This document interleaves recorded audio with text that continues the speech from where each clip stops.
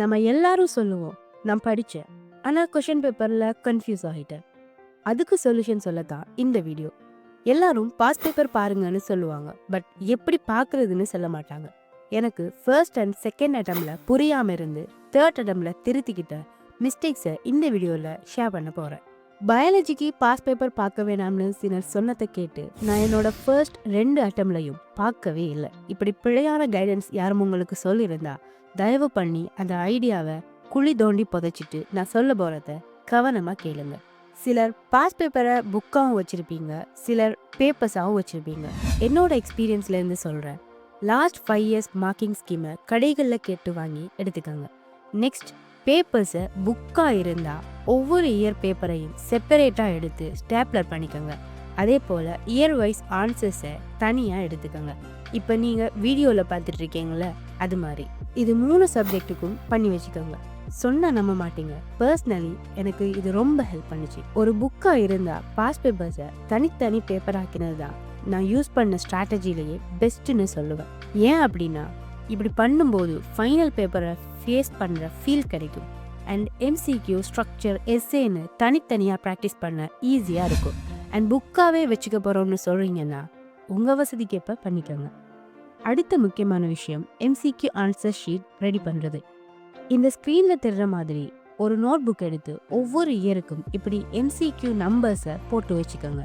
And இது சொல்ல மறக்கவே கூடாத ரொம்ப ரொம்ப முக்கியமான விடயம் என்னன்னு பார்த்தீங்கன்னா, past paper plan note book.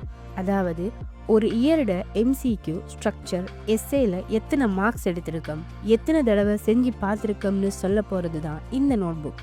இதை ஸ்க்ரீனில் தெரிகிற மாதிரி உங்கள் வசதிக்கு போட்டு எடுத்துக்கிறது ரொம்பவே பெஸ்ட்டுன்னு சொல்லுவேன். So coming to the biology, last 8 years past papers போதுமானதாக இருக்கும். எக்ஸாம்ஸுக்கு சரியா இன்னும் 1 மந்த் இருக்குன்னா செய்ய ஸ்டார்ட் பண்ணாலே போதும். ஒவ்வொரு இயர்ஸ்ட எம்சிக்யூ பேப்பரையும் செய்து ஆன்சர்ஸ் மார்க் பண்ணி மார்க்கிங் ஸ்கீம் பார்த்து நீங்கள் உங்கள் கைகளாலேயே கரெக்ட் பண்ணி எத்தனை மார்க்ஸ் வருதுன்னு பாருங்கள். ஒவ்வொரு பேப்பர் செய்யும் போதும் ப்ராக்ரஸை ரெக்கார்ட் புக்கில் ரெக்கார்ட் பண்ணிட்டு வாங்க. ஸ்டார்டிங்கில் 50 எம்சிக்யூ கொஷின்ஸ்க்கு வெறும் 30 தான் எடுத்துகிட்டு இருந்தேன். கொஞ்சம் கொஞ்சமாக என்னோட மார்க்ஸ் இன்க்ரீஸ் ஆனதை என் கண்ணூடாவே நான் பார்க்கக்கூடியதாக இருந்தது.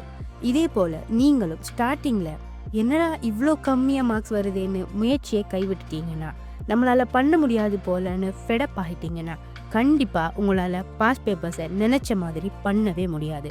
நீங்களா என்ன பண்ணுறீங்க தெரியுமா? எடுத்ததுமே எனக்கு 50 அவுட் ஆஃப் 45 வரணும்னு நினைக்கிறீங்க. ஞாபகம் வச்சுக்கோங்க, ஃபைனலில் அப் டு 45 வரணும்னு இப்போ ப்ராக்டிஸ் பண்ணிட்டு இருக்கோம். நம்மளோட கோல் ஃபைனலில் நல்ல ஸ்கோர் பண்ணுறது. ஸோ அதை டார்கெட் பண்ணி இங்கே நாம் படிக்கும்போது மிஸ்டேக்ஸ் பண்ணுறதுன்னு தப்பு இல்லை. எஸ்ஏ ப்ராக்டிஸ் ஆல்ரெடி நான் சொன்ன மாதிரி நீங்கள் செஞ்சுட்டு இருப்பீங்க. ஸோ லாஸ்ட் இயர்ஸில் வந்த கொஷின்ஸையும் இன்க்ளூட் பண்ணி செஞ்சு பாருங்கள். இப்போ தான் இந்த வீடியோ ஃபர்ஸ்ட் டைம் பார்க்குறீங்கன்னா, ஆல்ரெடி நான் சேனலில் ஹவு டு ஸ்டடி பயாலஜி இன் 3 monthsனு ஒரு வீடியோ அப்லோட் பண்ணியிருக்கேன். அந்த வீடியோ பார்த்துட்டு இந்த வீடியோ பார்த்தீங்கன்னா இன்னும் தெளிவாக புரிஞ்சுக்க முடியும். எஸ்ஏஸுக்கு நீங்கள் செய்து வந்த ப்ராக்டிஸ் இருக்கிறதுனால எம்சிக்யூ ஸ்ட்ரக்சர் செய்கிறது ரொம்ப ஈஸியாக தான் இருக்கும். இங்கே ப்ராக்டிஸ் பண்ண வேண்டியது என்னென்னா, உங்களோட டைமிங். ஸ்ட்ரக்சர் 1 ஹவரில் முடிக்கணும், எஸ்ஏ 2 ஹவர்ஸில் முடிக்கணும் என்ற டைம் மேனேஜ்மெண்ட் பண்ண தான் இந்த ப்ராக்டிஸ் முழுக்க நமக்கு ஹெல்ப் பண்ண போகுது. ஸோ ஆல்மோஸ்ட் 3 to 4 டைம்ஸ் நீங்கள் பாஸ் பேப்பரை செய்து பார்க்கக்கூடிய மாதிரி தான் உங்களோட டைம் போதுமானதாக இருக்கும். இதெல்லாம் நான் சொன்ன பிளானை ஃபாலோ பண்ணுறவங்களுக்கு கடைசி நேரம் ஈஸியாக இருக்கும். நீங்கள் பாஸ் பேப்பர் செய்ய ஸ்டார்ட் பண்ணும்போதே molecular biology, heredity and environmental பயாலஜிக்கு ஒரு ஹவர் போட்டு படிங்க. ஸோ அதையும் பேரலாக படித்து ஞாபகம் வச்சுக்க முடியும். ஏன் இந்த யூனிட்ஸை ஹைலைட் பண்ணி சொல்கிறேன் அப்படின்னா, இந்த யூனிட்டில் தான் நிறைய மெமரைசேஷன் பார்ட் இருக்குது. ஸோ நம்ம படித்த நிறைய விஷயங்களை மறந்துடுவோம். அதெல்லாம் ரீகால் பண்ணி பேரலாக கொண்டு போக தான் இப்போ நான் சொன்ன மெத்தட். சரி, இப்போ பேப்பர் செய்யும்போது ராங் ஆன்சர் ஆச்சுன்னா கொஷின்ஸில் என்ன மிஸ் அண்டர்ஸ்டாண்டிங் ஆச்சுன்னு உங்களோட தியரியை போய் செக் பண்ணி அதை ரிவைஸ் பண்ணுங்க. எவ்ரிடே 2 எம்சிக்யூ பேப்பரும் 2 ஸ்ட்ரக்சர் ப்ராக்டிஸும் பண்ணுங்க. பயாலஜி எம்சிக்யூ பேப்பர் ப்ராக்டிஸ் பண்ண 2 hours தான் வேணும்னு இல்லை, ஜஸ்ட் 40 to 50 minutesலேயே உங்களால் செய்யக்கூடிய மாதிரி தான் இருக்கும்.